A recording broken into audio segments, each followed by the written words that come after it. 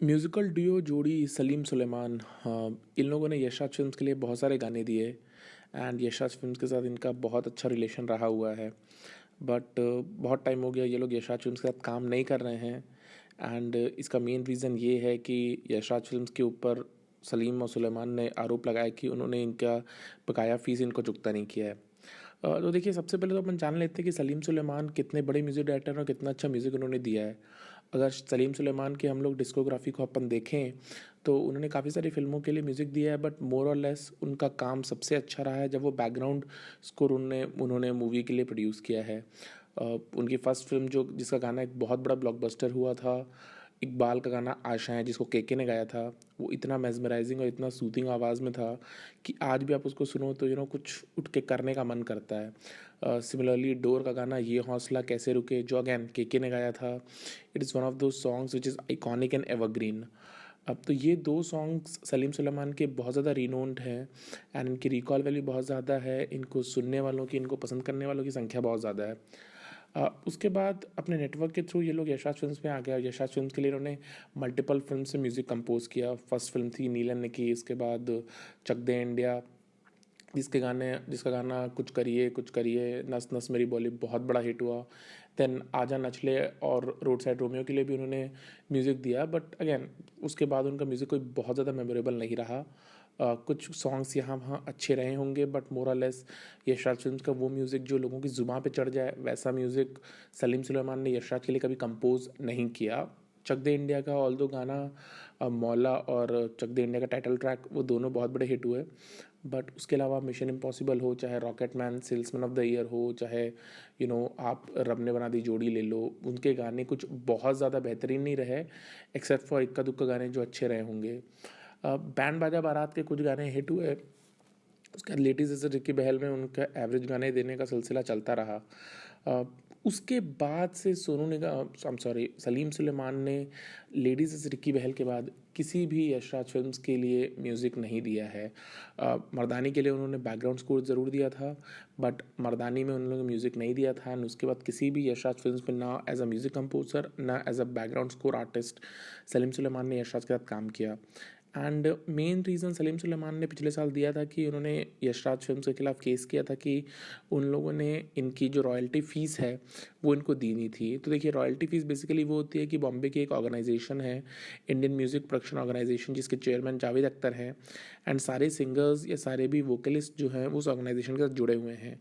And उस organisation का main काम ये है कि म्यूज़िक कंपोज करने के बाद जो पैसे यशराज फिल्म्स को सलीम सुलेमान को देने थे फॉर कंपोजिंग द म्यूज़िक, वो तो यशराज ने सलीम सुलेमान को डायरेक्टली दिए, बट उस म्यूज़िक को बाकी प्लेटफॉर्म से बेचने के बाद यूट्यूब के थ्रू जो पैसा है या स्पॉटिफाई के थ्रू जो पैसे है या बाकी डिजिटल प्लेटफॉर्म्स के थ्रू, सैटेलाइट्स के थ्रू जो पैसे आते हैं उनके कवर वर्जन करने के लिए, ऑफिशियली यशराज जिनसे कवर वर्जन कई बार करवाते हैं, उनके थ्रू जो पैसे आते हैं वो डायरेक्टली इंडियन ये प्रोडक्शन जो है जावेद अख्तर की इंडियन म्यूज़िक प्रोडक्शन, उसमें डायरेक्टली जाते हैं और वो सीधे सीधे आर्टिस्ट के बैंक अकाउंट में ट्रांसफ़र कर देता है। बट सलीम और सुलेमान ने ये अलग किया कि यशराज फिल्म्स ने उनके मर्दानी और उनके क्या कहते हैं लेडीज़ एज रिकी बहल की जो फ़ीस है वो उनको नहीं दी। वो रॉयल्टी फ़ीस जो इंडियन म्यूज़िक प्रोडक्शन के थ्रू उनको मिलनी थी वो सलीम सुलेमान को नहीं मिली। और इसको लेकर के आदित्य चोपड़ा ने, ये बहुत पहले भी न्यूज़ आई थी 5 साल पहले जब मर्दानी फिल्म रिलीज़ हो रही थी, सलीम सुलेमान ने उस फिल्म का म्यूज़िक के लिए बिल्कुल भी प्रमोशन नहीं किया था। एंड उस टाइम पे भी बातें आई थी कि आदित्य चोपड़ा और सलीम सुलेमान के बीच में कुछ प्रॉब्लम्स हैं, कुछ कहासुनी हो गई है। एंड वहाँ पे भी खबरें आई थी कि सलीम सुलेमान अपनी अनपेड ड्यू को लेकर के कंसर्न्ड है। बट उस टाइम पे ये नहीं पता था कि ये जो रॉयल्टी फ़ीस है जो इंडियन म्यूज़िक प्रोडक्शन के थ्रू आती है, उस फ़ीस को लेकर दिक्कत था। उस टाइम मीडिया में यही बातें आई थी मर्दानी के रिलीज़ के टाइम की फ़िल्म के म्यूज़िक को कंपोज़ करने के लिए जो पैसा सलीम सुलेमान को मिलना था वो यशराज ने नहीं दिया था।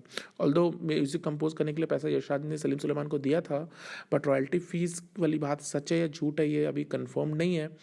बट यार लुक, आई पर्सनली थिंक कि अगर आप यशराज फिल्म्स के साथ जुड़े हुए हो, अगर आप यशराज फिल्म्स का एक सर्टेन फार्मूला देखो, तो मोर और लेस उनकी हर दूसरी फिल्म में म्यूज़िक कंपोज, जो बिग प्रोडक्शन फिल्म्स होती हैं उसमें म्यूज़िक कंपोज विशाल शेखर ही करते हैं, राइट। उनकी हर सेकंड फिल्म में जो कोरियोग्राफी है वो वैभवी मर्चेंट ही करती हैं। उनकी हर सेकंड फिल्म में जो एक लिरिसिस्ट होता है वो जयदीप साहनी ही होता है। तो they are like a very tight knit company, right? They just treat you as a family member. Vaibhavi Merchant 20 साल से यश राज फिल्म्स के साथ जुड़े हुए हैं। सिमिलरली जयदीप साहनी 25 साल से यश राज फिल्म्स के साथ जुड़े हुए हैं। विशाल शेखर पिछले 20 साल से यश राज फिल्म के साथ हर सेकंड फिल्म में म्यूजिक दे रहे हैं। एंड प्रीतम के मतलब यश राज फिल्म्स प्रीतम को उतना फेवर नहीं करता, they always favour Vishal Shekhar for music direction. But वहाँ पे जहाँ पे प्रोडक्शन कंपनी विशाल शेखर को हमेशा प्रमोट करती है, वहाँ पे सलीम सुलेमान जैसे म्यूजिक डायरेक्टर डियो को अपने साथ अटैच करवाती है और मल्टीपल फिल्म्स का म्यूजिक कंपोज करवाती है, राइट? आप लेडीज रिक्की बहल ले लो, चाहे बैंड बाजा बारात ले लो, चाहे आप प्यार इम्पॉसिबल ले लो, rocketman salesman of the year ले लो, रोड साइड रोमियो, ये सारी फिल्में मतलब 2006 से लेकर के 2014 तक हर तीसरी फिल्म यशराज की फिल्म में सलीम सुलेमान ने या तो म्यूज़िक कंपोज किया या तो बैकग्राउंड स्कोर के तौर पे शामिल रहे हैं। तो अगर ऐसे कंपनी के साथ जहाँ पे आपके फैमिली रिलेशंस हैं, जो कंपनी अपने बाकी टेक्नीशियंस को, आर्टिस्ट को, बाकी कोलैबोरेटर्स को फैमिली के रूप में ट्रीट करती है, अगर वहाँ पे ड्यू को लेकर के कोई इशू आ भी गया तो मैं नहीं समझता कि उसके लिए रिश्ता तोड़ देना चाहिए था। बिकॉज आई एम श्योर कि यशराज फिल्म्स कभी भी ऐसा नहीं करने वाली कि पैसा ना दे। ऑब्वियसली थोड़ा डिले हो सकता है, हर कोई एक अपॉर्चुनिस्ट है तो थोड़ा सा फ़ायदा उठाने की कोशिश कर सकता है, बट आई डोंट थिंक कि ये हो सकता है कि यशराज फिल्म जैसी प्रोडक्शन कंपनी पैसा ना दे और उस वजह से अपना इमेज ख़राब करने की कोशिश करे। बट सलीम सुलेमान ने इस रॉयल्टी फ़ीस को लेकर के आदित्य चोपड़ा के साथ अपने रिलेशंस टर्मिनेट कर दिए। एंड मर्दानी फिल्म का जो म्यूज़िक प्रमोशन होना था उसके लिए भी सलीम सुलेमान ने मना कर दिया। एंड उसके बाद वो किसी भी वे में यशराज फिल्म के साथ नहीं जुड़े।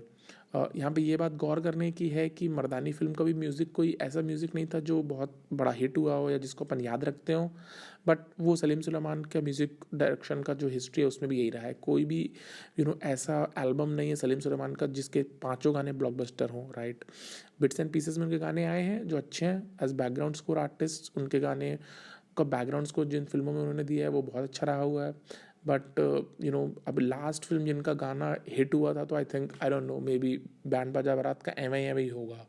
उसके अलावा जो भी रिसेंट फिल्म में उन्होंने म्यूज़िक कंपोज किया, फॉर एग्जांपल जय गंगा जल में उन्होंने म्यूज़िक कंपोज किया था, right? Nobody remembers the song. Setters नाम की फिल्म में म्यूज़िक कंपोज किया था, I don't even know the film. And then Coolie number 1 में एक गाना उन्होंने किया था, वो गाना हिट हुआ नहीं। तो आई पर्सनली थिंक कि रॉयल्टी फ़ीस को लेकर के जो मे बी डिले हो गया होगा तो हो गया होगा यार, फैमिली में सारे इश्यूज आते हैं, आगे पीछे ऊपर नीचे हो गया हो तो हो गया हो। एक डिफिकल्ट कन्वर्जेशन करके यशराज के साथ उस चीज़ को सॉर्ट आउट कर लेना था।